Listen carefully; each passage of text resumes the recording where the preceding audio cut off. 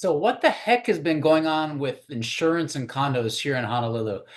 For those of you that have been following my videos, you might want to take a look at some of my previous videos, but we've been talking about this for well over a year now. And one of the challenges in the condo market here in Honolulu is getting insurance. And us as Honolulu realtors had the fortunate circumstance of Sue Savio with this insurance associate spoke at the East Oahu regional meeting for realtors earlier this month. And she shed some light on this topic that she's been preaching about for a while.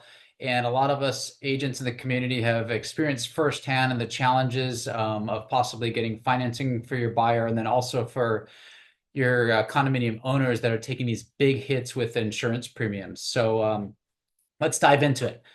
For those of you that don't know, my name is David Buck. I'm a real estate broker here in Honolulu, Hawaii. Been in the business the last 24 years and born and raised here on Oahu. Okay, so insurance premiums here on Oahu have been going up crazy, and what's been happening is a number of buildings weren't at 100% replacement cost. And what that means is in the event there's a major hurricane or what have you, there's not insurance to cover a big loss. And this all was triggered with the Maui fires that happened. We're going to jump into that in a little bit, but the ramifications of what's been going on in our market since well over a year, coming up on 18 and 20 months. There was also an article today in the Pacific Business News that talked on this subject.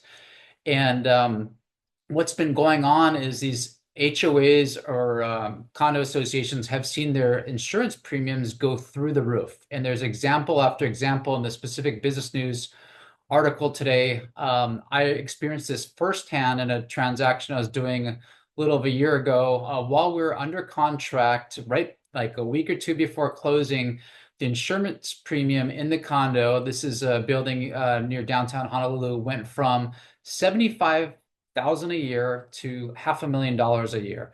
So what they did in that scenario, which they've done in a lot of condos across Honolulu, is they tacked on a special assessment to the homeowners. And in that particular circumstance, I was selling a two-bedroom, two-bath condo, and they got an assessment of nearly $5,000 or an additional $400 a month just to cover the insurance premiums. And to put that in perspective, for those of you out there that own a single-family home on this island, most single-family homes aren't going to run that much for hurricane coverage. So what's happened here is the pendulum has swung really hard after the Maui fires.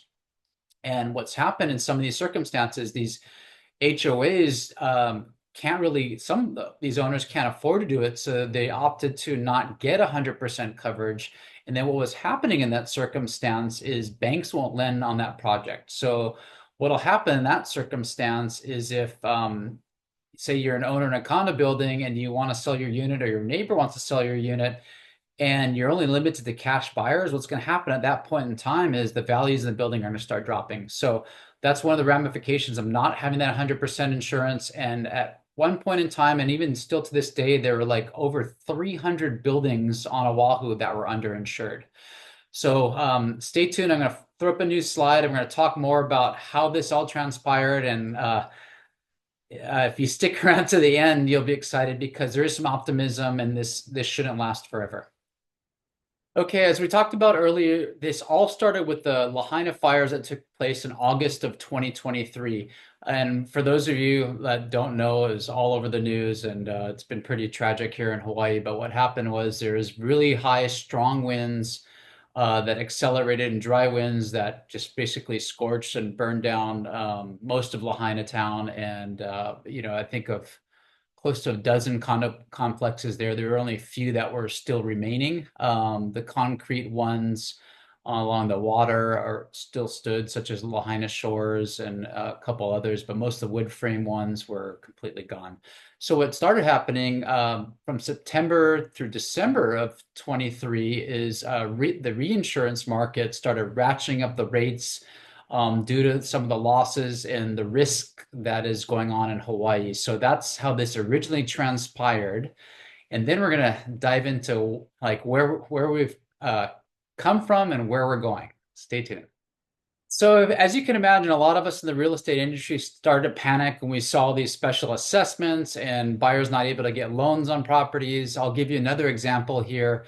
I had one of my agents a little over a year ago representing a buyer out in Pearl Ridge, and what happened in that circumstance was there were actually some structural issues going on the parking lot, and it had nothing to do with the high rise. The parking lot itself was completely separate from the high rise condominium structure. And in that circumstance, banks just stopped lending on the complex because of that and the risk along with that. So, there were some tricky times we had to navigate over this past year and a half or so. However, there is some optimism, like I talked about, on the horizon. A little bit of encouragement from a realtor that's been around a little bit longer than me. Like I mentioned, I've been in the business 24 years, started in 2001. However, there is a broker that mentioned to me when this first started happening that, hey, he's like, hey, David, we've already been through this. And so it was before my time. However, back in after Hurricane Iniki and in the 90s, we went through something kind of crazy and chaotic like this. And then what happened is the market started to settle. And that's one thing that Sue Savio talked about, as well as doing this PBN article today, in the sense that if everyone's got some patience and not panic, the markets should start to stabilize as far as pricing goes. And what started happening was through December of last year, premiums actually started coming down like 15 to 20% in some complexes. The catch with all this all started with the Maui fires and these wood frame structures that are burning. Now, like those types of products, like the wood frame condominiums, are now getting a little bit easily underwritten in a sense. And a lot of the claims apparently that have been happening in some of these high-rise concrete buildings don't have anything to do with fire. Because if you look at some of these buildings behind me, say in Chinatown or downtown Honolulu, there's a good chance they're not going to burn to the ground. They're concrete buildings, like unless like a 9/11 happens or something like that. But what's happening for a lot of the claims in these high rises is the cast iron plumbing in some of the older buildings are going out, and you're having water leaks, or if someone has a leak and that water goes down multiple units, that's where a lot of these claims are being filed right now, which is, still causing the insurance premiums to be a little bit higher. So that's just kind of what we've learned out of this seminar with Sue Savio. And then if you stick with me, we're going to talk about a little more optimism. Okay, there were some attempts by government and legislation to step in and try to find a solution to this skyrocketing hurricane coverage. However, like many things in life, government might not always be the best solution.